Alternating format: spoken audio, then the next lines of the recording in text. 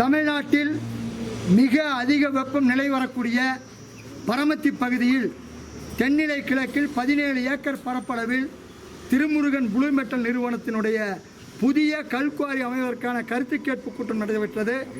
இந்த குவாரி அமையக்கூடிய இடத்திலிருந்து 300 மீட்டர் சுற்றளவில் 10க்கும் மேற்பட்ட வீடுகள் உள்ளது. அதேபோல 300 மீட்டர் சுற்றளவில் உயர்மின் கோபுரம் இருக்கிறது. 500 மீட்டர் சுற்றளவில் மேல்நிலை நீர்த்தேக்க தொட்டி மற்றும் நீரேற்றும் நிலையங்கள் போர்வெல் ஆகியவெல்லாம் இருக்குது. எனவே இந்த குவாரி பல்வேறு அரசு விதிகளை, சிறுகனிம சலுகை விதிகள் சட்டத்தை, இந்திய மின்சார சட்டத்தை மீறி இருப்பதால் இந்த குவாரிக்கு அனுமதி கொடுக்க முடியாது என்பதையும் தெரிவித்தோம். அது மட்டுமல்ல, கரூர் மாவட்டத்தில் இருக்கக்கூடிய 335 குவாரிகளும் குறைந்தபட்சம் 3 முறை லீஸ் ரினியூவல் வாங்கியிருக்காங்க.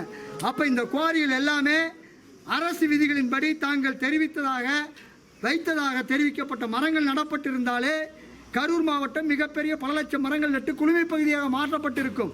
ஆனால் இதற்கு செலவு செய்கிறோம் என்று கணக்கை மட்டும் காட்டிக்கொண்டு செய்யாமல் இருப்பதன் மீது உரிய நடவடிக்கை எடுக்க வேண்டும் என்ற கோரிக்கையும் நாங்கள் முன்வைத்திருக்கின்றோம். கரூர் மாவட்டத்தில் ஏற்கனவே இதே பரமத்தி பகுதியில் விவசாயி ஜெகநாதன் சட்டவிரோத கல்குவாரியை மூடியதற்காக படுகொலை செய்யப்பட்டார். இதுபோன்ற படுகொலை புதுக்கோட்டை திருமயத்தில் ஜகூர் அலி படுகொலை செய்யப்பட்டுள்ளார். இந்த குவாரிகளுக்கெல்லாம் பல கோடி ரூபாய் அபராதம் மாவட்ட நிர்வாகத்தால் போடப்பட்டுள்ளது. அதற்கு நூற்றுக்கணக்கான டன் வெடிமருந்துகள் சட்டவிரோதமாக கடத்தி கொண்டு வந்துள்ளார்கள். அதன் மீது எந்த நடவடிக்கையும் இல்லை. எனவே சட்டவிரோத வெடிமருந்து நடமாட்டத்தின் மீது நடவடிக்கை எடுக்க வேண்டும் என்ற கோரிக்கையை வைத்துள்ளோம். அது மட்டுமல்ல, கிராம சாலைகளில் 10 டன் எடையுள்ள வாகனம் தான் செல்ல வேண்டும். தேசிய நெடுஞ்சாலைகளில் அதிகபட்சம் 48 டன் உடைய 16 சக்கர வாகனம் செல்ல வேண்டும். ஆனால் இங்கே 100 டன் உள்ள வாகனங்கள் கிராம சாலைகள் தேசிய நெடுஞ்சாலையில் செல்கிறது.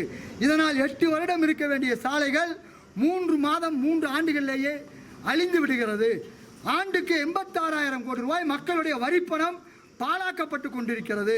இதன் மீது உச்சநீதிமன்றம் கண்டெம்ட் போட்டு மரியாதைக்குரிய நம்முடைய ஒன்றிய அமைச்சர் உத்தரவிட்டும், இங்கே டிரான்ஸ்போர்ட் கமிஷனர் உத்தரவிட்டும், காவல்துறையும் வருவாய்த்துறையும் வட்டார போக்குவரத்து கழகமும் நடவடிக்கை எடுக்காமல் இங்கே சமூக சொத்து அளிக்கப்பட்டு கொண்டிருப்பதன் மீது நடவடிக்கை எடுக்க வேண்டும் என்ற கோரிக்கை வைத்துள்ளோம். இந்த காலத்தில் மிக பெரும் ஒரு அநீதியாக மரியாதைக்குரிய சகாயம் IAS அவர்கள் ஏற்கனவே உயர்நீதிமன்றம் நியமித்து உச்சநீதிமன்றத்தால் உறுதிப்படுத்தப்பட்டு சட்ட ஆணையராக நியமிக்கப்பட்டு மதுரை மாவட்டத்தில் கிரானைட் முறைகேட்டில் 1,11,000 கோடி ரூபாய் 80 குவாரிகளில் நடந்தது என்ற அறிக்கையை கொடுத்தார்.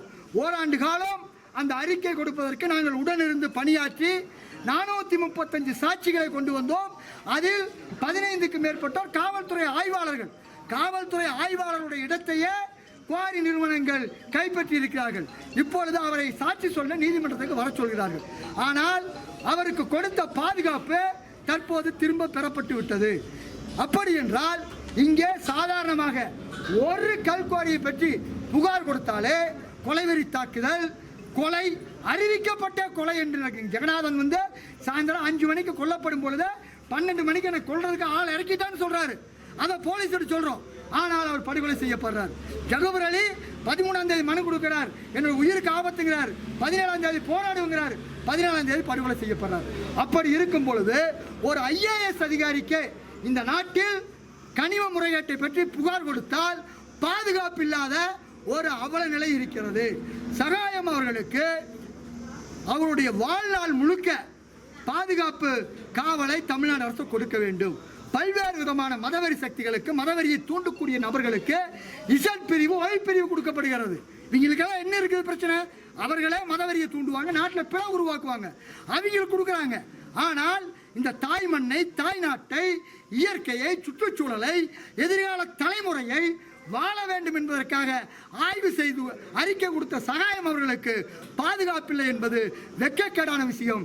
இதற்கு முழு காரணமாக நாங்கள் குற்றம் சாட்டுவது, சகாயம் அவர்கள் PRP கிரானைட் நிறுவனத்தை மட்டும் சொல்லவில்லை.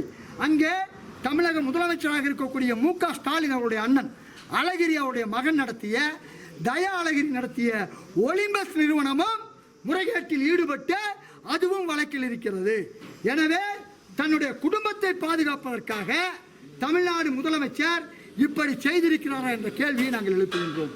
தமிழ்நாட்டு முதலமைச்சர் எங்களுடைய பெயரை கரூரில் சொல்லி மணல் கொள்ளையடித்து போராடினார்கள். அதற்காக அடக்குமுறைக்குள்ளானார்கள், சிறைக்கு சென்றார்கள். எனக்கு ஓட்டு போடுங்கள் என்று சொன்னார். ஆனால் அவருடைய ஆட்சியில் மட்டும் நம்முடைய கரூர் மாவட்டத்தில் 4500 கோடி ரூபாய்க்கு மணல் கடத்தல் நடத்தி இங்கே இருந்த IAS அதிகாரி பிரபுசங்கர் 4000 கோடி பிரபுசங்கர் என்று அழைக்கப்படுகிறார். இப்படி சொல்வதொன்று செய்வதொன்றாக இருந்தால் நாடு எங்கு போய் சேரும்? எதிர்கால தலைமுறை எப்படி வாழும்? எனவே சகாயம் அவர்களுக்கு உரிய பாதுகாப்பை வழங்க வேண்டும். இன்று மதுரையிலே போராட்டம் நடந்து கொண்டிருக்கிறது. நேற்று தமிழ்நாடு முழுக்க 10க்கும் மேற்பட்ட மாவட்டங்களில் சகாயம் அவர்களுக்கு நிரந்தரமாக பாதுகாப்பு வழங்க வேண்டும் என்ற கோரிக்கை மனுவை கொடுத்தோம்.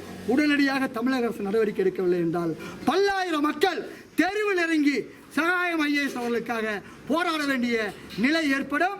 சகாயம் என்பவர் தனிநபர் அல்ல, சமூகத்தின் சொத்து, மக்களின் சொத்து, நாட்டின் சொத்து. அந்த நாட்டின் சொத்தை பாதுகாக்க வேண்டியது நம்முடைய கடமை என்பதை தெரிவித்துக் கொள்கிறோம். முகிலன், ஒருங்கிணைப்பாளர், தமிழ்நாடு சுற்றுச்சூழல் பாதுகாப்பு.